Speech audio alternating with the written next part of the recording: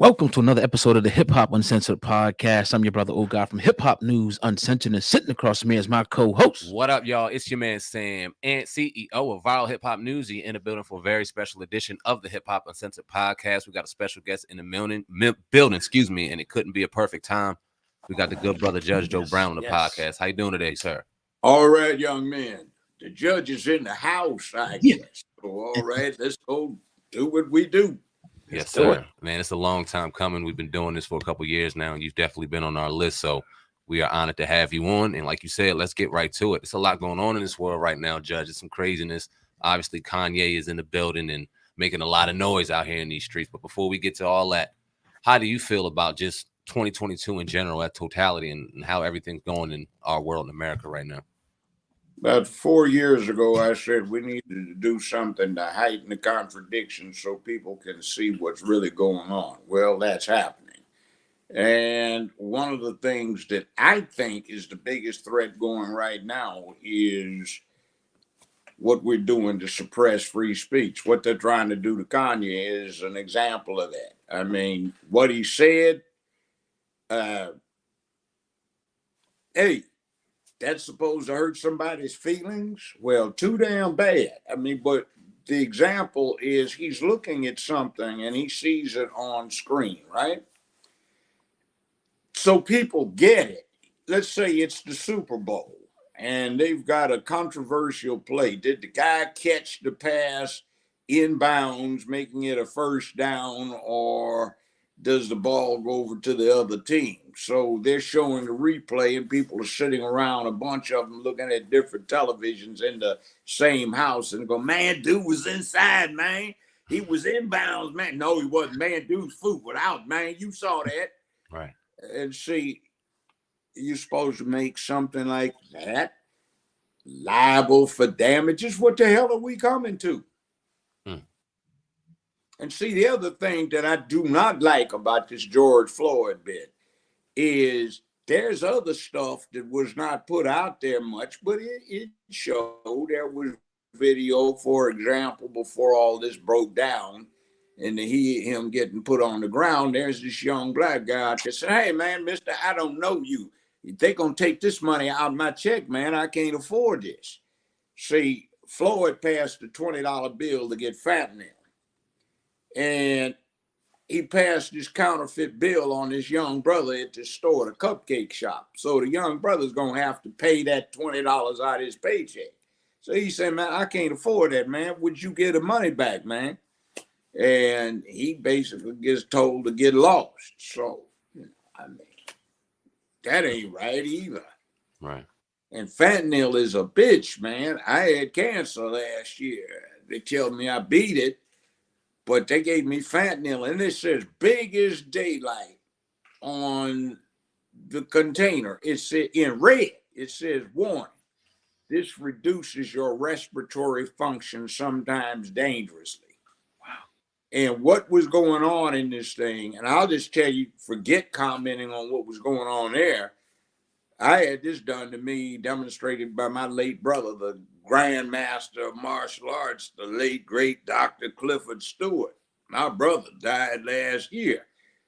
And he showed me how to do it. And what happens is when you press on somebody's carotid artery complex on one side, you reduce their flow of blood to the brain, but you don't knock them out. What you do is you make them feel like they're 12, 14,000 feet. So they can keep breathing for a long time, but you let go of it after a while and they got a bad headache, but they aren't moving. Now, you get the guy down on the ground, let's say if it goes like it's supposed to, and you suppress this blood flow to the brain, all of this is going to happen. Let's say you put him under fentanyl and he's going to have a real problem, but he's not going to die. But if somebody puts a knee in his back, like let's say, for example, a heavy-set white cop that comes in second, what happens is this guy that you're doing this to has got to labor to breathe. And when you put the knee in the back, what winds up happening is mechanically he starts heaving reflexively, and Some other people get involved in it, and that kills him. And let's say the DA is too ignorant of what physiology is to go prosecute the second cop for murder, but only manslaughter. You know, I mean, it could happen that way. So somebody wants to call what they call, how much of this is driven just by somebody saying, okay, $250 million, let's go after it. And then you got an extended family, and they got $28 million on a settlement against Minneapolis, which has, as last I heard, I may be wrong, but they had a $250 million liability insurance policy. So, and some family members may not have wanted to settle for $28 million, with a big chunk of it going to counsel who settles it. Yeah. And you've got all kinds of other things going on here, and people don't even get to understand them now, because who wants to print this and risk somebody suing them for $250 million because they got hurt feelings? I mean, I don't get it, because I grew up, man, when we ran the dozen. Hey, man, I don't say nothing about your mama, man, but last night, man, we was over there. Hey, man, you didn't know about that because you was asleep, man. But I apologize, man, if you got a new baby brother coming in 9 months, man, and don't tell your dad, man, or whoever that dude is, be staying over there, man, because you was at work, you know, hey, hey, man, I don't see nothing about your mama, man, but she's so fat, man, she can't fit in the bathtub. But with 2 drops of water, man, that's why she can't get clean and she smells so funky. Hey, you know, we used to do this for recreation, elementary, junior high, and high school. What happened? Let me ask you this. I'm going to get clarity on the fentanyl. Is it alleged that George Floyd took the fentanyl himself, or the cops gave it to him? I don't know. Okay. They have video of him in that cupcake shop. He was acting like he was high. Okay. Now, it works. They get a little thing about the size of your fingernail, and it's on a little stick on. You stick it on your shoulder, and that's good for 3 days. Now, I was in a lot of pain. I had 3rd-degree burns on the outside of my neck and inside my throat from this radiation treatment every day of the week for 2 months. And that hurt. Couldn't swallow either. So I took it, but it works to kill what you're feeling. But man, you don't want that for a high. I would always say, move everything out the way. Pencils, pens, anything sharp. Because you're likely to hurt yourself or accidentally do something crazy. And that is man, that ain't a good high, man. Not at all. That's like wicked. It's like you get stuck on stupid to the point where you sit there and go, don't move, just go to sleep. Because you don't need to move, you'll do something stupid. And yeah, your respiratory capacity gets diminished. So yeah, all of the above. I don't know what he looked like. Well, let me not say, because I don't feel like defending against some fool complaint, but let's just say that a reasonable person observing the late Mr. Floyd on the security camera footage inside that cupcake shop might conclude that someone was under the influence. So I don't know. If you do that voluntarily and you don't need it, fentanyl, man, that ain't no good. And you know what my copay was on 30-day supply of that nasty stuff? $3. 62 damn cents. Wow, man. I mean, see, they have at major hospitals, they've got tons of this stuff, and it's easy for folk to snatch it and sell it, and a whole lot of it's coming across bootlegged and, you know, in bulk across the border these days. So man, if you want to get yourself on fentanyl, that's dangerous. And they got a warning. Said 2 or 3 usages of this stuff can cause you to become an addict unless you're in severe pain. If you're in pain, man, some of that stuff from cancer and radiation treatment, man, that is a bitch, man. That is not pleasant. But I mean, short of that, stay the hell away from that, man. And people are going to that. That's like, man, going to Dracula, bite me, you know, and forget long life, you know, and can't come out after, you know, the sun comes up, but it's not cool. It's not cool. But I don't care whether I agree with Kanye or not. Some things I agree with him on, and other stuff I don't. But man, I defend his right to say it. This stuff has gotten so damn sissified and punked out with some of this stuff people are doing these days about, oh, my feelings are hurt. And oh, shame is so bad. One should never shame anyone, and guilt is such a hard thing. Yeah, some folk need to be shamed, and some folk need to feel guilty too. Absolutely. What do you think that this censorship sets the precedent for? Think it's going to make more people scared to actually speak out because they took it. It's already been set by the National Socialist Workers Party. You know what the acronym for them was? No, sir. No, sir. Nazi. Nazi is the German acronym for National Socialist Workers Party. And we saw where that went. And I had a Russian professor back in the 60s at UCLA I was teaching assistant for. And she used to say, America is in grave danger of becoming a fascist state. She used to say it wouldn't be any jackboot wearing, goose stepping uniformed political thugs. It would be some long haired, pink panty wearing, switching beatniks, as she called them. And they would be doing it in the name of doing you a favor.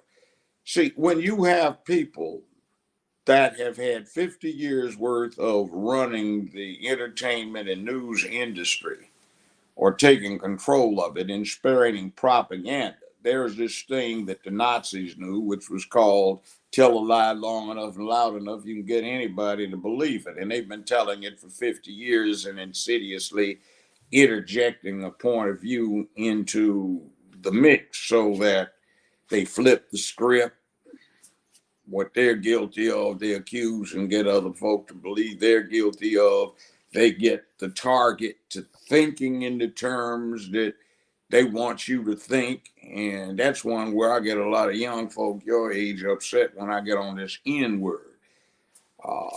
Every clinical psychologist I know that I've talked to says that you don't make that N word harmless by saying it or adopting it. Your subconscious knows what it means. So every time you use it, it secretly chips away at your own self-esteem. And plus, that is the work of the enemy. You don't think that they would not have cut off the funding 45 years ago, 40 years ago, 35, 30, 25, 20, 15, 10, 5 years ago from funding this stuff if they didn't want it to be heard. They want us to think of ourselves as ends. And by the way, that end of the 60s was a dead word, but not quite dead. You had, well, I used to run the public defender's office in Memphis, and back in the mid 70s, I had all these white employees who were afraid to go out and talk to black defendants and witnesses. And I'd go out. I was from Los Angeles, but I was in Memphis, got sent here on a fellowship. I'm going in the kitchen in the projects. And there's girls 13, 15, 19, and a 19-year-old is the client. and every one of the girls from 13 to 19 has children. And you got 10 or 12 little kids with snot dried all over their faces and food all over the front, crap on their behinds. They haven't had it washed in 2 weeks and they stink like hell. And the mama's going, little hen, bring me my cigarettes, you little fool, little pickaninny, blah, blah, blah, blah, blah. Oh, yeah, girl, he ain't nothing but no hen dog, just like his no good daddy. Yeah, girl, he ain't worth, you know. And you see, that was, let's say, 1976. Okay, 77. Well, let's fast forward 1987. That 7-year-old is now 17, going on 18. Let's fast forward from 87 to 1997. He's now 27, going on 28. Let's go to 2006. He's 37. 2017, he's 47. He's 50-year-old man now. But what is going on is his mama, who was 15, 16, 17, 19 at the time, now is grandmama, great-grandmama, great-great-grandmama, great-great-great-great-grandmama, etc., with 6 generations, and she ain't even hit 60 years, 65 years old. 70 years old, and she's running around acting a damn fool, still evil. And we have all these young brothers who have been raised by being called the N-word and dogs. And like one young brother explained to me, this has been almost 30 years ago. I used to run these counseling sessions. He told his mama he was never coming back home because he wanted to grow up to be a man. And he starts saying, Judge is right. You start calling all us dogs. Why you think we call you bitches? Because if you've been screwing all these dogs, you either in the deep end of what you say, Judge, bestiality, or you a lady dog, which makes you a bitch. So you called it, and you ain't going to punk me out any damn more. I want to go up to be a man. And all of you and your friend girls up in here are like that, except you, Miss Jackson. I ain't never heard you do this, but ever since I can remember, you've been down in me. And like, me ain't nothing but no dogs, honey. Like, what do you think I'm supposed to grow up to be, a punk? You talking about I'm going to be no good and all this when I grow up? Like, you putting all this poison in my head. What's the matter with you? So that goes on. And I ran into that kid again, but now it's almost 30 years later. He got grandkids. He's 45 years old, and he got all this gray beard. And I just dude walks up to me and said, Judge, you remember me? I said, no. I said, usually folk come up and say, did I give you some time? And I say, did I give you enough? She said, no. I was the one, if you remember, I walked out of that meeting, told my mama I wasn't going to be home when she got there because I wanted to be. Yeah, you the one talked about the bitch thing and the dog thing. Yeah. He said, I want to thank you for that. He said, I'm married now. Didn't have any outside babies, and I always work, and I try to teach my kids. Well, hell, my kids are doing fine. All of them in school. And I got 10, 15 boys around the neighborhood. I'm trying to teach what you taught me. I said, okay, yeah, that works. That works real well. See, but we have to take something back. See, there was a coalition back in the late mid-60s. It was lesbians that hated men, feminists that hated that they weren't men, beta boys that hated that they weren't strong men, gay boys hated they weren't normal men. And then you got some people talking about war was a man thing and they hated war. So they were running around, hey, man, you know, like, we got to change, man. Like, war, man, is evil. You got to make love, not war, man. And, you know, we need to change the way we raise our boys so they get raised like girls, so they emote, cry, let it all hang out instead of trying to be so uptight and under self-control, man. You know, say it won't be any more war. So no war toys, no cap guns, no water pistols, unisex child rearing, unisex child hairstyles.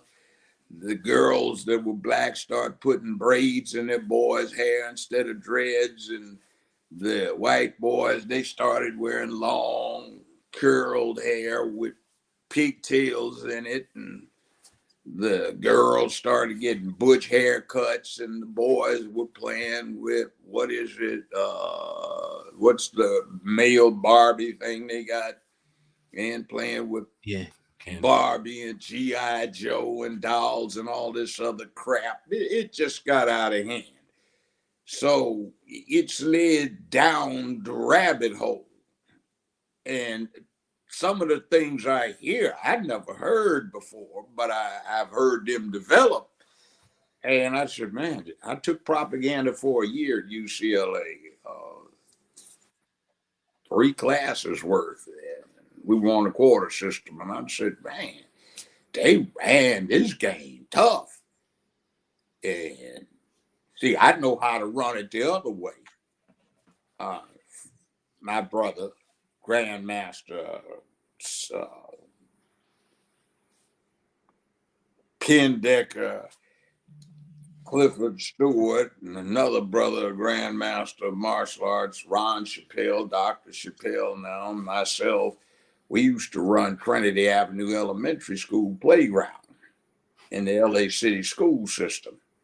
Now, we put in place some stuff, so we take 200 kids from 1st grade to the 7th grade to the movie every Wednesday downtown LA. It was just the 3 of us. We were young men in charge. We didn't have any noise or unruly children. It just didn't happen. But we started teaching them stuff. And, well, okay, 2 of the kids we had on the playground, you probably or may have heard of. One of them was a skinny little 12-year-old kid who wound up getting a real deep voice. And the world knows him as the singer Barry White. Now, we talked to his mama a lot. She went with the program and she let him get out of the swamp. Well, let us help get him out the swamp. The other person was the last individual executed on California's death row who seems to have co-founded the Crips. And he was a 14-year-old volunteer we had on the playground, but his mama wanted the check and wouldn't let him get out the swamp. So he just became the baddest ass alligator in the swamp. His name was Tookie Williams. Huh. So he wrote 6 children's books, and the punk ass California governor should have had the balls to have commuted his sentence to life. And in those books, he was trying to teach the children what we taught him. So this thing that you can do in terms of raising a fad, it's a science to doing that. 55 years ago, you could make something a fad in America with the communications they had then in just 6 weeks. Now you can do it in a matter of a week if you push it. So we have to push things to become popular and fads that are functional. Stuff like countering this thing about what is a toxic masculinity. Hell, I remember back 55 years ago when this crowd I talked about a little while ago was trying to corrupt masculinity. They started talking about, we must spread the word that masculinity is toxic, start off one thing at a time. Now people accept that as a valid word. It's not. And the other one is, homophobic. Homophobic isn't even 10 years old. And the word that was in the dictionary for centuries was heterophobic, which means the real terror of somebody gay, that somebody straight would hang him, burn him at the stake, castrate him, throw him in jail, ostracize him, embarrass him, fire him. They had that. So that's part of the propaganda process of you flip the script, turn it around so it goes to the other side. This thing about fear. It used to be, for example, the Democratic Party defended the Bill of Rights. You could always count on them and the law and order guys that were on the far right, they would be trying to suppress certain things that are now perceived as criminal rights so that the wrong could be put in jail. And now you've got the left attacking the Bill of Rights and the right defending it, left trying to disturb freedom of speech, right to remain silent, search and seizure. And you can see it with what they did with Mr. Cosby, Dr. Cosby, and that conviction got very properly reversed for an egregious violation of the Fifth Amendment. So, I mean, what the hell? Nobody gives a damn about what the law says. And right now, we don't even have 10%, 15% of the Congress being trained lawyers when it used to be 85, 90% were. It's even lower in the state legislative bodies. And a lot of people, well, even judges and lawyers nowadays, only 25% have ever read the Constitution. Constitution isn't but 10, 12 pages long in a pamphlet.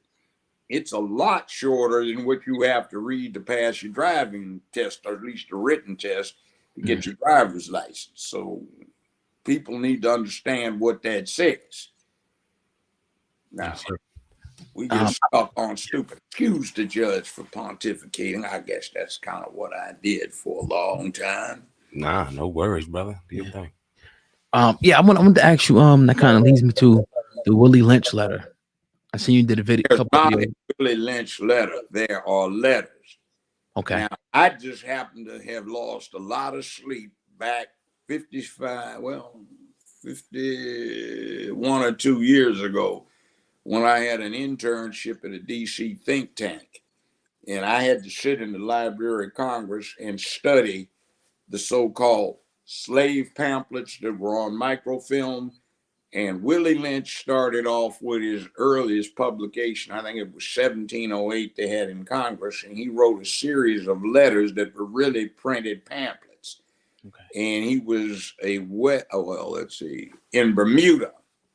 He was a slave owner and raiser of slaves in Bermuda, and he traveled all over the American colonies that included Bermuda, Barbados, Jamaica, the Bahamas, and what became 13 colonies, and Canada, mostly in the south of what became the U.S., and he taught how to enslave folks. So there were Willie Lynch letters and pamphlets, and there were a whole bunch of them. And for the 150-year period that they stretched over up until basically 1860 or so, with the most recent set of slave pamphlets that I had to read and research, they all were consistent. It wasn't just divide and conquer. The secret was that you raised slaves like horses. And I had a ranch out in California where my ex was raising horses, and I had 15, 16 of them around the ranch at any given time. And the way you do that is when you buy wild horses, which you could get for cheap for breeding stock, wild Mustangs, secret, you cannot domesticate a wild stallion, but you can domesticate a wild herd mare. So what you did is when you domesticated the females, which was sometimes a struggle, but when you domesticated the females, she would domesticate her offspring for you. So if you had a foal that had a lot going on and you left the foal with the mama, you wouldn't have as much work to do to domesticate that horse as if you weaned that foal very early from mama and took it away from its mother. Then you would have a lot more work than you would have if the mama showed the offspring the paces. So they relied on the Black woman to teach her children how to be good slaves. Now, one of the things that Willie Lynch advocated and was taken up was allow your fresh Negroes to run wild in your district. Watch them carefully. Figure out who the ones were that were going to be the chiefs get the leader, get his assistant, pick out which one you were going to use to breed with, and then strip the other one naked, torture that one, have him sodomized by a freak in front of all the children and the women and the rest of the slaves. And the slave women would no longer look to their men for protection. So you just killed one of them and used the other one after you crippled him for breeding. And that way you would have the slave women exercise their selfishness to become grandmothers, which seems to have been a thing then. So they would raise their boys and girls to be good slaves so they would survive that long. And that was one of the secrets to slavery. Never deal with a mature or elderly slave male. Always deal with the elderly, mature slave females. Now, where did the men go wrong? Well, you had all of this territory from what was the eastern seaboard all the way to the Pacific Ocean, and a lot of Native Americans out there that black folk could have escaped and allied with, and it would have altered the entire history of the country. Something like what they did down in Florida with the Seminole Indians. You had the 5 civilized tribes: Choctaw, Chickasaw, Cherokee, Creek, and Seminole. And we could have done that, but the black men apparently didn't, not enough of them wanted to be warriors. And then a great deal of the reason why was you didn't catch too many warriors and make slaves out of them, though you did. And they tended to cause a lot of trouble when they got brought over here. Now, the slave trade in terms of importing slaves ended, I think it was 1807 by the Constitution. So you've got a problem with how they bred slaves. One of the most insidious things that I read, by the way, was this. Willie Lynch, not so much because it was very early, but later on, the slave masters were instructed to go in with their fellow slave owners and buy a stud. Now, there was a peculiar attribute they wanted this stud to have. They also wanted him to make a good preacher.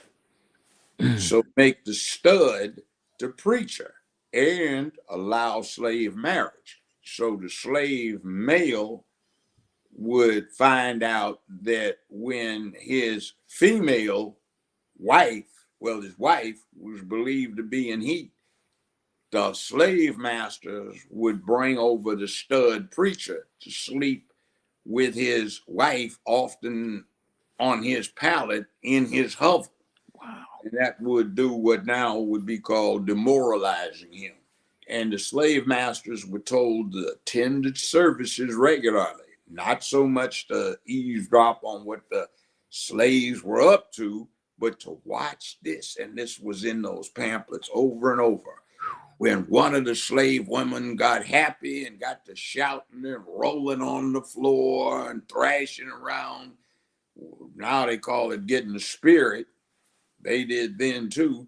That meant that they were coming into estrus or were going to be fertile within 3 days. So make sure that the slave preacher would have sex with her so you could increase your livestock and your workforce. So, I mean, it was all kinds of insidious stuff. And then that carries over into now. I used to represent the Black Baptist Ministers Alliance, 35 some years ago around here. And I remember attending a seminar they were having on life insurance for the preachers. And this guy was saying that their actuarial table showed that black preachers tended to preach for about 50 years before they retired, assuming good health. So all of a sudden it clicked in my mind. This was back in the 80s. I said, oh man, wow. It's 1860 and they've got a 20-something-year-old black preacher who's a slave preacher. The Civil War hadn't started. He's been screwing all of the babes in the church. And he's going to preach from 1860 to 1910. When the preacher takes over from him in 1910, assuming one of these old Southern black churches, he's going to do the same thing that his daddy did, in this case, his predecessor. He's going to screw all of the women, and the grandmothers and great mothers of the church are going to be used to it. And this dude is going to be preaching from 1910 to 1960. So in 1980, the preacher that took over in 1960 would still have another 30 years to preach. And he would be in the position of being the grandson, effectively, of the slave preacher. And grandson's doing what dad did, what granddad did, and that's screw all the chicks in the church. And when you see you see it once your eyes get open. It's like, we know about germs, right? So if you're in somebody's restaurant, the floor looks clean and some food drops on the floor, I mean, maybe you want to go for the 5-second rule, but most of us will just throw it away. But some people, oh, that's clean floor, let's eat it. No, there are germs down there. See, when you know what the germs are and you have an idea, you can see stuff that other folk don't see. And yeah, we have these slave pamphlets, and yeah, there was a Willie Lynch, and it was more than a letter. It was a whole bunch of them. I went through about 25 of his pamphlets. See, he sold these things, and they brought him around the British colonies to give lectures on how to raise slaves for fun and profit. Goodness gracious. To kind of evolve and talk about today's level of slavery within the music industry in particular. Oh, yeah. Young brother, one thing I got to say, I don't want to co-opt this, but questions that I would ask is, what's happened to the black music industry? See, I can remember as this stuff evolved. Now, ordinarily, a trend in music for the 20th century lasted 5 to 10 years, and it was gone. Something replaced it. But hip hop, rap, that's been going on 50 years. What's going wrong with you? You be innovative.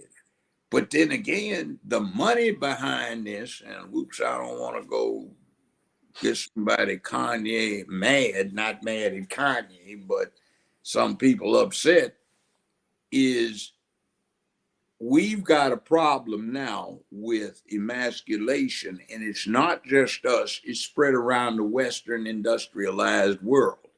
Not so much Russia, the Middle East, or China. But all of these young boys from Japan, Rome, Berlin, Rome, Sydney, Australia, Tokyo, they have masculinity problems too, because it's so suppressed. They want to see masculine stuff. So when they see gangster hip hop rap video that looks masculine, they want it. And it's a very lucrative foreign market. And you can go to Berlin, Moscow, Sydney, Tokyo, and you can see how popular American rap or hip hop is over in these other places.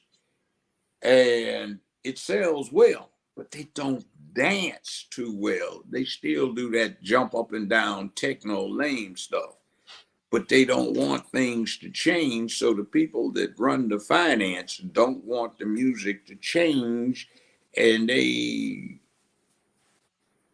dispense the patronage, the distribution, the advertisement, and that kind of thing to those that they can use in an international market where there is very large money. So there is a discouragement of innovation because they want this proven formula to continue. You know, what is it? If it ain't broke, don't fix it. Yeah. So I look at it as, okay, is this 2 days old, 2 weeks old, 2 months old, 2 years, 2 decades old, what I'm listening to. I had a little interesting thing with some young brothers a couple, 3 or 4 years ago. They were talking about, oh man, this is hip. I said, that's Ike and Tina Turner from 1961. For God's sake, that's 60 years ago. You think that's hip? Oh yeah, man, it's deep. Whoa.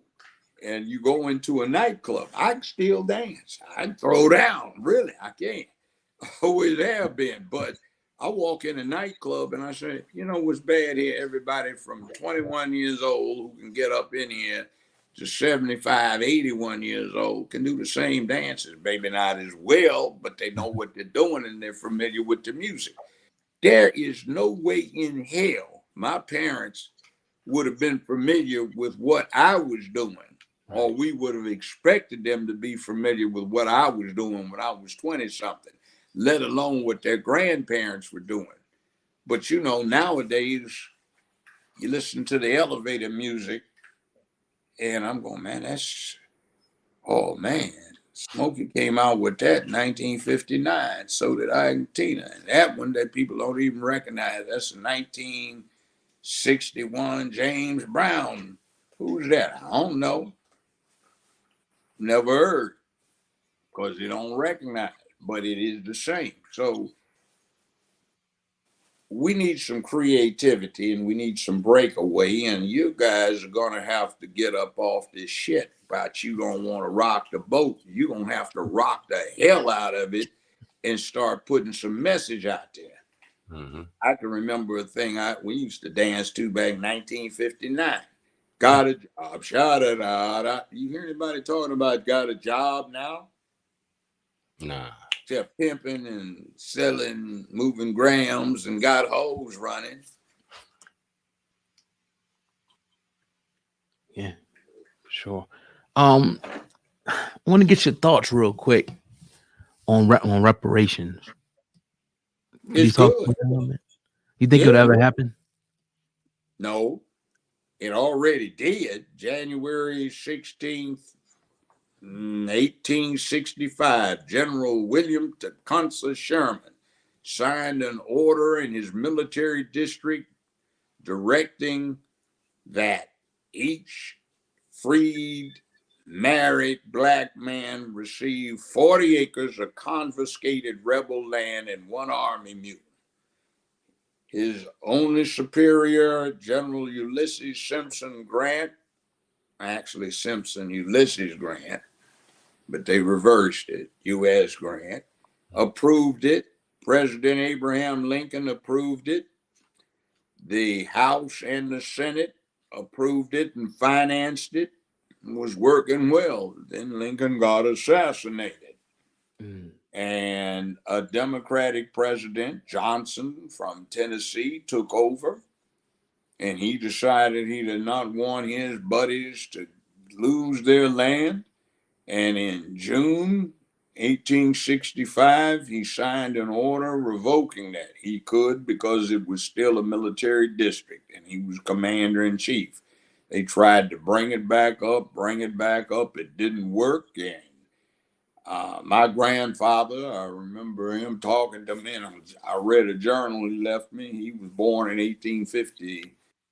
And he was about 15 when that 40 Acres and a Mule came out. And he lamented that they had brought that up 2 or 3 times. My parents have all been dead for 20 or 30 years, depending upon which one it is. And I remember them telling me that they brought it up, and this is the 3rd time in my lifetime where they brought up reparations. It would be good, but they owe a lot more than what they can afford to pay. So one other thing we have to consider the downside, that's supposing they gave us reparations, which I take, but how much? Is it big money or is it just little chunk change? Going to be services like revitalizing affirmative action, which did a whole lot, man. Young brothers, you have no idea how many black folk got their stuff together 55 years ago behind affirmative action. And by the way, it was some black folk that killed it off with that Baki thing. It was some black medical students who got an agreement that they would be let in, even though they didn't qualify for either other factors that indicate an ability to succeed, and they didn't want to be rated on how much they'd give back because they had no intention. They collaborated so that Baki could be a successful plaintiff. And California didn't even defend the case right. So, I mean, aside from stuff like that, let's go back to this whole thing. If we get reparations, what do you think is going to happen? That's going to hand it to you here. Here's your Negro check for your Negro reparations. They're going to set up a bureaucracy. They're going to track you. They're going to know Social Security, date of birth, where you live, bank accounts, all of your business. And if somebody wanted to run a supersized Tuskegee experiment, they sure now know who's got those checks. There's a downside. And I told somebody, I said, man, you know, who's going to qualify? Are they going to impose DNA tests? Oh, no, man. That's just setting up a biological warfare thing against black folks. Right. Man, what you think the hell they going to do if they give you the damn check for free? Oh, yeah, man, my family says, dude, y'all already going after folks to put them in jail for COVID-19 fraud. Yeah. Where little chump change y'all went out and bought all them Adidas tennis shoes made in Vietnam. Man, you gonna get up, come on, reparations. If I even smell the success, I'm gonna buy up a whole bunch of interest in athletic shoe places so I can get all your money when you come in there to buy a pair in every color, every style for you and all your children and your boyfriends. Yeah, come on now. I want to talk about. Here's your Negro Jack. That was powerful. Yeah. I want to get your thoughts on hip hop media and the narratives that being spun. Like, for example, Nori. It was when he got interviewed on the Breakfast Club was where he apologized, and the allegedly just some people in play within the Breakfast Club. Let me say this. Yes, sir. I think that was a punk ass move. And I'd like to know who was behind him. See, I know about blackballing.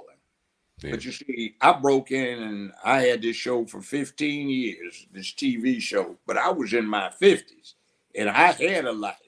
I'd gotten the youngest person in the world on death row, off death row. After taking it to the Arkansas Supreme Court, I had tried a whole bunch of murder cases, 42 capital murder cases as a defense lawyer, and a bunch more that they didn't ask for the death penalty. I'd been on the criminal bench elected to 2 8-year terms. I was doing a lot. So I know about getting a job. But you see, Hollywood tries to control you because they're not about money. They're about an agenda. Now, here's something that most folk don't know. They talk about Judge Judy and Judge Mathis and Judge Maybelline. They talk about Oprah Winfrey and Dr. Phil. Guess who had the highest ratings? Judge Joe Brown. I was stepping all over Oprah's feet. Not Oprah. I was beating Oprah's behind every week of the ratings year for the last several years. It was Dr. Phil, Oprah Winfrey, Judge Judy, and Judge Joe Brown in this select 4-show section of CBS syndication. They tried to knock me down so badly, they wouldn't even put me in TV Guide in Los Angeles, California. People calling up, when's the show? And every time I started beating Judy, they would exercise a different option Nielsen would give them for the two of us, but they never would exercise it for me. In the Southeast, where they played me at 9 o'clock, 10, 11 o'clock at night, I was beating every show there. #1 in the ratings for an hour format, but they didn't want that. I tell you something that you should do if you ever deal with a corporate entity, buy a share of stock and get a hold of their corporate newsletter. They can lie all they want to you, But if they lied to the shareholders, they're looking at 10 years in a federal penitentiary. So we'll see what they say. They were saying the Judge Joe Brown show, outstanding. It has contributed to CBS having an unprecedented 14 straight quarters of financial growth. The top last four have been the highest in the history of CBS, thanks in large part to the Judge Joe Brown TV show. And these low-down punk-ass clowns were telling me, oh, man, things are really going down. Everybody's taking a hit. We're all got pay cuts. You a damn lie. Last month on the 11th, you got a goddamn raise, and this is what you got. Wow. Supposedly for being involved with my show. So screw you. So they wanted me to take a massive IOU, and you had to put aside 100, 150K every year so you could get an audit done on the books as to what they were stealing from you. And I tell you something else, the only way you will get a square deal out of this entertainment industry is to have a certain percentage of the unadjusted gross from the first dollar. Otherwise, these bastards will cheat you out of it, and they will stab you in the back, and then they cut each other's throats and then grin about it and ship scrabbly and nibble cheese and crackers, you know, sitting on the leather upholstery in a 5-star hotel's bar area. And I tell you what, too, let's look at something else. They make us pay the tab. Black Panther. Disney and ABC badly needed some money. Why? They jacked up some white folk in this thing, so you want to be a millionaire. So the people that felt aggrieved sued them for about $7-8 million. Well, they won, and ABC and Disney kept appealing, and finally they got through the federal system, went up to the 9-member Court of Appeals for the 9th Circuit. It's an interesting opinion. It starts off, it seems that this industry does not recognize Rule 1 in American contract law, and that is all parties are expected to deal with each other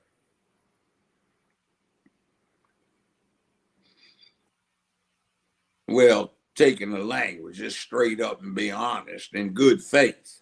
Okay. Yeah. So they said, we'll fix that. So they raised the judgment from the requested $7 to $8 million to $580 million. Sheesh. That was in 2011. And the United States Supreme Court refused to hear it, so it was affirmed. So there's no appeal. So the plaintiffs hold liens against all ABC property in the country and all Disney property. And most of the rides at Disney World down in Florida, and a lot of them at Disneyland, had everything that came out of it other than operational expenses going through to the plaintiffs. So they couldn't pay the interest, and the judgment had risen over $1 billion some. So Hollywood has very little cash. They do a lot of reciprocity and exchanges and all of this other stuff. So they came up with the Black Panther movie. And my sources tell me they were discussing it in the hallways about predictably how they could get black folk to pay a lot of money. Now, what did they do? They got a formula. I used to hear them discuss it when my show was with Paramount. Now, the formula is interesting, but let's take that movie. The worst thing in the movie was that last battle between the men and the women of the tribe trying to kill each other. Mm-hmm. The women committed treason by propping up the old Panther that Killmonger had defeated. Killmonger didn't have any super drug in him to give him super strength. He beat fair and square the Panther's ass, fair and square, threw him off in the water. The guy survived.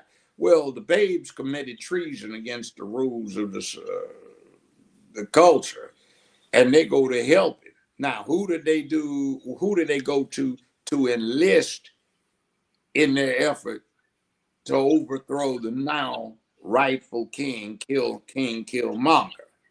White They man. go and get some black folk who live where it snows all the time in caves, cavemen, and this is supposed to be in Africa. Where? Mount Kilimanjaro on the other side of the continent from, you see. And then they don't have any black men that can fly that virtual fighter plane. They got to get a white CIA guy to do it.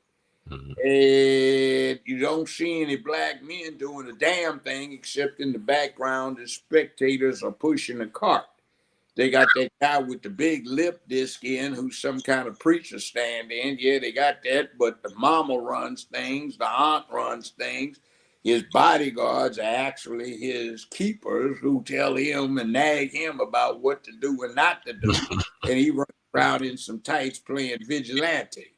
Now, Killmonger, meanwhile, his daddy was the brother of the past king. And what was he doing? They listed him as being in some projects, public housing on the West Coast, and he's trying to teach these boys how to be men. So he gets killed because he wants to take the technology that Uganda has, Wakanda has, whatever the hell the name is, and use it to subdue Africa and take over the whole world and impose peace. So he goes through MIT. He graduates at 19. He's a rocket scientist. He becomes a SEAL. He's so badass they give him the nickname Killmonger. He plans, plots, and gets his head together for revolution. He's supposed to be the bad guy, and they have him talking what Frederick Douglass said, Marcus Garvey said, Du Bois said, Malcolm X said, a little of what Martin said, and what H. Rap Brown said, and they make him the villain. And they got all these little black kids and black women. Hey, they're cheering for him to be put down. You know, so they make him the villain. And in the comic book, Killmonger is a person that engages in illicit drug sales and sex trafficking, where the Black Panther, who sounds like Killmonger in the comics, goes from Africa to Harlem to go deal with him because of his international influence negatively on black folk. They flipped the script all the way around. And then the final thing is, you know, when you have one of those Marvel movies, if you wait through the credits, you'll get more to the movie. And then finally, the Black Panther is telling all these white people in the UN that they're going to help them. And the guy says, excuse me, with due respect, sir, why in the world would we be interested in what some backwoods agricultural place has to offer us? See, so, I mean, it's like that was predictable. And I'm so angry about one bad circumstance, and not so much that it was the highest grossing superhero movie of all time, but out of every city in America, the highest gross for box office came out of Memphis, Tennessee. Wow. The largest predominantly black city in America. Yeah. And they had folk buying up 25, 30, 50 tickets at a time for parties they organized 2 and 3 weeks in advance. And you can't even get them out to organize saving their own neighborhoods like that. Right. So I'm just saying, damn, they ripped us off. And then I got the word back. They were rejoicing. Yeah, we got the African American bunch once again bailed us out. See, that's how these folk got established more than 50 years ago. The movie industry was going bankrupt in the face of color TV. And every Thursday and Sunday, every movie theater in America had 2 new movies, plus cartoons and a sub-feature. And that made the studios come up with several hundred movies or productions a year. And they couldn't afford it in the face of color TV. So they got a bright idea, and they had all these newbies who were part of this cabal that came in. And they said, look, let us pose something for you. One, instead of having 2 new movies every Thursday and Sunday, let's keep the movies as long as people will come, and let's tap all of this cash out there in underrepresented communities. We want to deal with the Black community. We call ourselves Black then. So what did they do?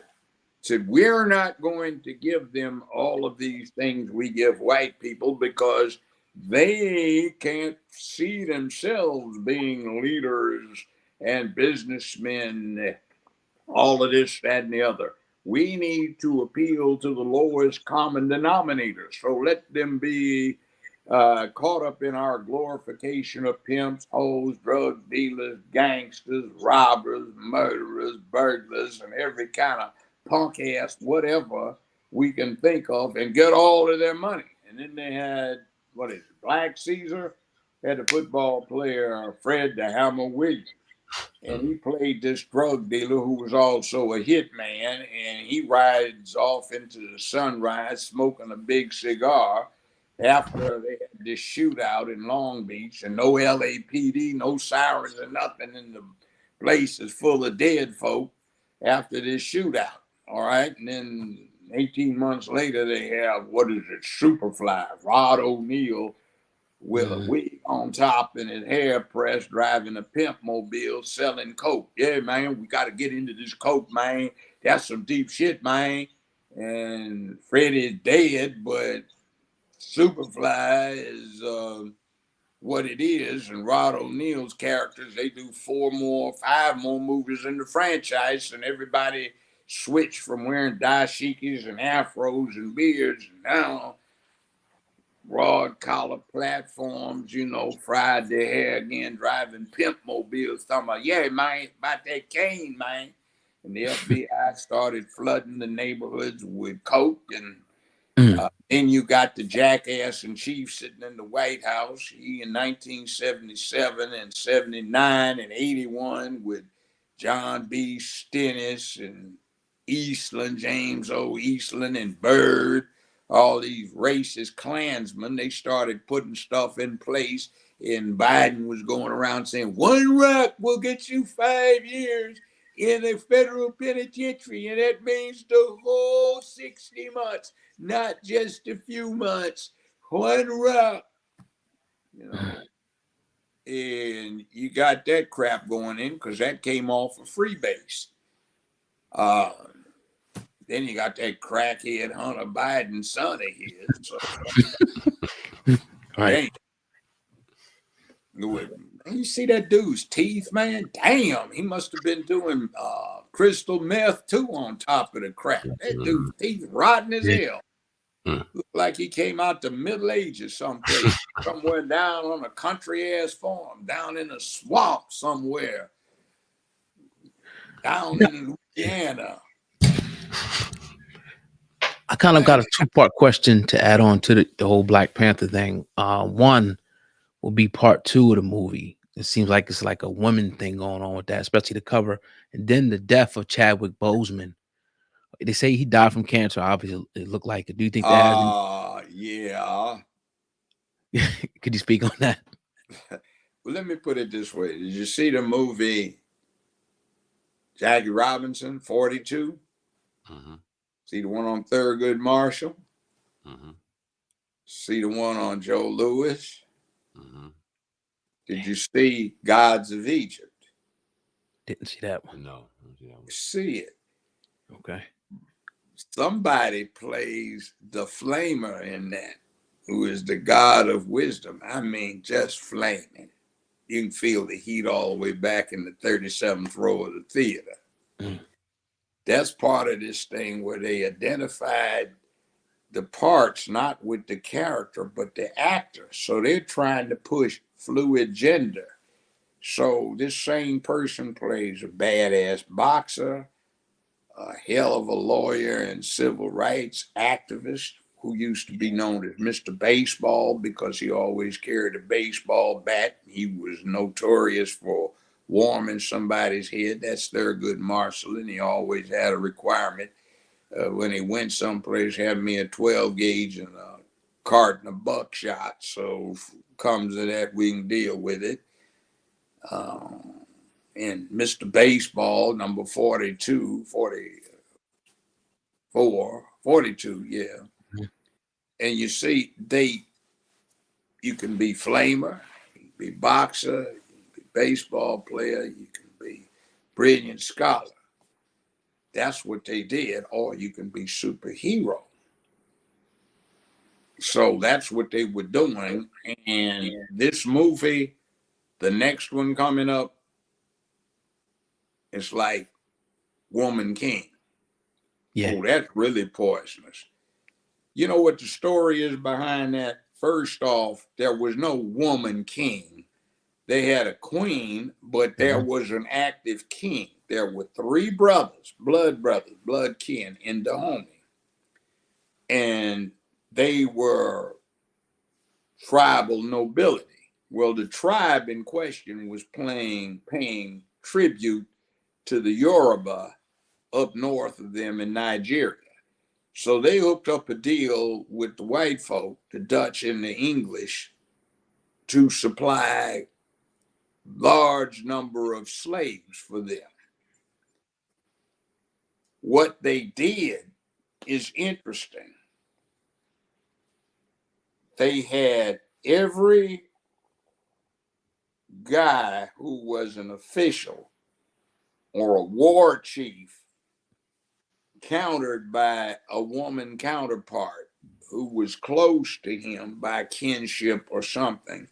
And the king kept the women in the court with him so he could control them. And he gave each woman veto power over what their male relative or kin did as an administrator or as a war chief. So he could keep things under control. He would not allow any of the African aristocrats to participate, so there would be no rival. And he did set up a small unit of Amazons to go around and try to do a little police work or report back to him. So that continued for quite a few decades when the slave trade was going on. When the Europeans said no more slave trade, and the Americans in the Constitution said no more slave importation after, I think it's either 1807 or 1806, somewhere there, 1808. They decided to suppress it and they quickly fell. So there was no woman king anyway. But what they did is the feminists glorified this to get people used to the idea. And they are glorifying some people who were enslaving a lot of their fellow Africans. Not saying it wasn't done, but they ramped the process up. An analogy would be, let's supposing Jewish women decided that, okay, women aren't being honored enough for being aggressive. Let's pick a German woman in World War II, even if she happened to be a Nazi and she was rounding up Jewish people and sending them to the concentration camps. Let's honor her. Well, that's the equivalent of what they did with that movie. They picked a woman who was in a position and her Confederates who were in a position because they were promoting slavery. Now that's the reality. Deep. Very deep. In the building right now with Judge Joe Brown. Yeah. Straight cooking, man. Shout out to Maurice Duncan, man. Brother who set this joint up. Definitely appreciate everything you got going on. Yeah, Maurice is a hell of a young brother. I like him. Yes, sir. Just want to end on a light note. We definitely appreciate you and we'll love to have you back on, but don't want to hold too much of your time. A lot of people throughout time has definitely done some funny ass impersonations of you. Are you like the type of brother that enjoys those, or did you take offense to any of those? They crack me up. I have thick skin. But before I say that, there's two things. I'm delivering service and selling sauce these days. Yes, sir. JJB BBQ. That's Judge Joe Brown. JJB BBQ. That's barbecue. JJBBBQ.com. Go there and get yourself some. You'll find it's the best sauce you've ever tried. And we have it going out on the shelves in California now. We'll be spreading across the country. You can order yourself the stuff online. I'd suggest at least 3 bottles. You'll save a lot on the shipping cost. And we just signed some paperwork with a large online business that delivers in these electric trucks. Nice. So we're going that way. And the other thing is, I'm semi-retired. I don't need to work except for amusement or to keep myself occupied or doing the right thing. But they talked me into running for mayor of Memphis, Tennessee next year. So Right. I filed the treasurer's appointment, and that's going to be JJB for mayor of Memphis, Tennessee in 2023. Nice. Send Brown downtown if you want to take back your town. So it's JJB 23. Let's take it back. And we can make this city a mecca for the United States of America, especially for our folk. And I'm going to completely revise the way the police department is structured. We're not going to have any of ineffective civilian oversight. We're going to have civilian control of the police department. Like you see with the Pentagon, you got civilian commander-in-chief, you got a civilian secretary of defense, Army, Navy, Air Force. We'll have civilian directors, sub-directors, homicide, uniform patrol, traffic, etc., juvenile. I'm going to set up some community arbitration panels where lawyers aren't allowed to practice, something like what I did with my show, so we can get people an opportunity to have peaceful resolution of conflict rather than popping caps on themselves. I'm going to do youth counseling. I'm going to talk to them. I've got some programs and some people, not so much programs, but the people, where we're going to put manhood in some of the would-be thugs' heads so they become sources of community order instead of disorder. I'm going to sink some hydroelectric turbines, generators down in the Mississippi River, so we will have free electricity and we can bring industry in here, jobs and big time payments and hourly wages. We've got Ford Motor Company 45 miles outside of downtown Memphis and Cadillac a little bit further. And in 5 years, they're going to be hiring close to 50-some thousand folk in this area. And I want to get that brought into making Memphis the new Detroit for America for the 21st century, because California says nothing but electric cars. Yeah. And I think it's about 14 more years. And in 12 to 15, the 7 largest car manufacturers say they will not sell anything but electric cars after that point. So I want this to be the point where we get all of that industry. We have barge traffic where these barges are loaded up in Europe, put on ocean-going barge transports, brought across the mid-Atlantic to the port of New Orleans. They drop the hatches and bring the barges up to Memphis, which is the distribution center of North America for Canada, U.S., and Mexico. And everything else, no matter where it comes in, has to go through here. Let's bring it here directly where it's cheapest.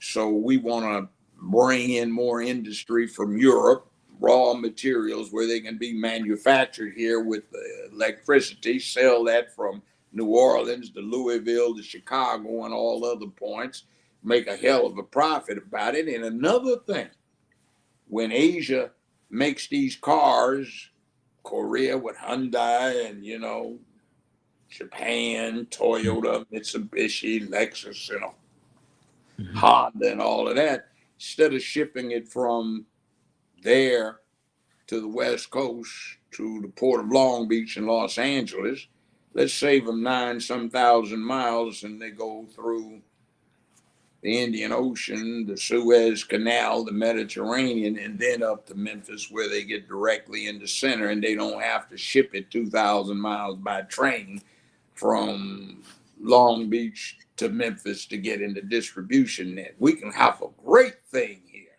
Yeah. And, one of my former law associates and at one point, part-time public defender in my courtroom for 10 years, is now the new juvenile court judge. And I know he knows how to get it together. So we're going to have a hell of a reform. And we had somebody, woman noted as the most crooked DA in America, got her ass turned out by somebody new, and maybe there'll be some changes there. So we can make this place happen. I want to do something else. Instead of making Proud Boys do this, I want to set up through the mayor's office, which Tennessee law will allow, a community militia. So we get retired first responders, veterans, good citizens in our neighborhoods too, who don't mind attending drill once a month. They'll take $1 for it. They don't even want that, from what I'm being told. And we can organize and have them go out and back up the police and do the same thing where they get dads in school, where they impose order in the school because there's some men there who are set up to do their thing and given the power and authority to do it. So we can turn stuff around, and there's a lot more to it than that, but I don't want to take up too much time, so we can hit it and get it together. Now, come to Memphis instead of welcoming some of our young folk who are saying, hey, man, I'm from Memphis, man. I had to get the hell on out of there. I want you to come back. Right. We're going to make this the place to be. And by the way, this entertainment thing with the music industry, movie industry, there is no reason why the hell Memphis, predominantly black, has got to focus on Elvis. We ought to be subsidizing black enterprise here. The city council just okayed $242 million to a hotel chain that's already down there to finance their expansion for tourism. Wow. Damn it. Most of the people that live here ain't tourists. We could use the money for black economic development, white, black, brown, red, yellow, small businessmen and whatever. And we can sink city money into other banks, developing them from what they're doing right now with a Canadian bank that's locked everything up here. So we can get these banks to be able to extend credit, financing, and whatever to other people besides the ones that get all the gravy. So, I mean, there's a lot we can do. Absolutely. Yeah, definitely. A legendary interview with a legendary man. We definitely appreciate you, Judge Joe Brown, on the Hip Hop Uncensored podcast. We would love to have you, whenever you're available again, man. Definitely appreciate it. Get with young brother Maurice. He's got my line. He'll get it. For sure. If you guys want to talk to me sometimes about life and things that I can't say on types of places, statute of limitations hasn't run, and I still have people want after me because I was the last judge on that James Earl Ray matter. And if he hadn't died, I would have written an opinion that he was not the killer. And in fact, the FBI supplied the murder weapon, the ammunition, and recruited the two-man team that killed him from the fire station, not the flop house and not the museum. That was one of my questions. I was going to ask you that. Man. Yeah, well, I thought you were going to. Everybody likes to. And it's a shame that this colored caucus is out there. Oh, my God, the FBI. Do you realize what the FBI is? Yeah. They got created before World War I to go after the first black world heavyweight champion, Jack Johnson, because the white women liked him too much. In fact, he wound up with a white wife. So they set up the FBI to do the studies to get what they call the Mann Act. Now, you may recognize the Mann Act. They went after R. Kelly with it, and they convicted him of it, amongst other things. Yeah. So Jack Johnson got arrested when he was on a train with his white wife, and they went across Georgia for 15 minutes on the way to a seaport. When they stopped, the nascent FBI jumped on board and arrested him because at that time, Georgia said you couldn't have a white wife. And they said under the Mann Act that was transporting females across state line for illicit purposes. So he got convicted. He escaped from federal custody and fled to Europe, where he was in France for a long time until his mama did one of those crazy things. I want my boy to be back. I want to see him one more time. So he snuck back in the United States, got caught, had to serve his time, got out, got killed in a car wreck in 1946. And my parents and my grandparents thought of Jack Johnson like most of us think of Muhammad Ali. So, I mean, he was the brother that nobody could whip him, and he was whipping. I mean, these fights would be 48 and 50. I think he fought one fight, 54 rounds, and he was putting folk down. I mean, couldn't anybody stay? He'd be grinning when he was knocking folk out. You know, yeah, man, right on, brother, go ahead. You know, this is like, at my age, there were a lot of people younger than me that were black, had been alive during the Civil War as grown folk. And they were going, yes, yes, you know. I mean, this was heroic, white women aside, you know. And at that point, we all had this thing about white men taking whatever black women they wanted to have. And, you know, when I first started practicing here 50 years ago, I'd get up in the rural areas of Tennessee and everybody was brown or dark in the family, and they got somebody with blonde hair, and nobody said anything because mama was coming back being a maid, and some white boys were coming home from a football game drinking beer, and they decided to get them some black nookies. So, you know, wasn't anybody upset about that. Yeah, return the favor, man. Yay. You know. By the way, I grew up in Los Angeles, California, in case that didn't come out, but I've been in Memphis for 50 years. Got sent here on a JOB. I had a fellowship out of Howard, Community Laureate Fellowship. I didn't go to Howard Law. I went to UCLA Law. Got here, little resume. I grew up in South Central Los Angeles, went to John Muir Junior High School, a little bit of manual arts, and then I went to Dorsey High. Then I went to UCLA, did some substitute teaching. And if anybody is listening, by the way, go down to 79th and Western, down in the hood, and go to D's Original Takeout Grill, where Chef Damon's there. He does catering for all of the black celebrities out there. And he will give you that barbecue cooked up, either pig, cow, duck, chicken. Well, I don't know about duck, turkey, lamb, goat, fish, you name it. He does it. Greens, good stuff. Check it out. You'll enjoy it. Again, that's a little sale, you know. I don't. We a little vacation money, you know. And I'm single, so, you know, I feel like the ladies, I ain't as good as I used to be, but most of the time I'm better than I ever was. So, you know. The OG Judge Joe Brown, dropping gems on the podcast. Sir, we definitely appreciate you. We're going to get in contact with Mr. Duncan and definitely have you back on soon, because there are topics that need to be discussed that other platforms are scared to do. So we appreciate you coming on and doing anything for us. And thank you very much. And aside from the program, if you just want to chat, man, I can give you some fill-in that you might be able to use your own. You don't have to give me credit for it. Ask him for my number.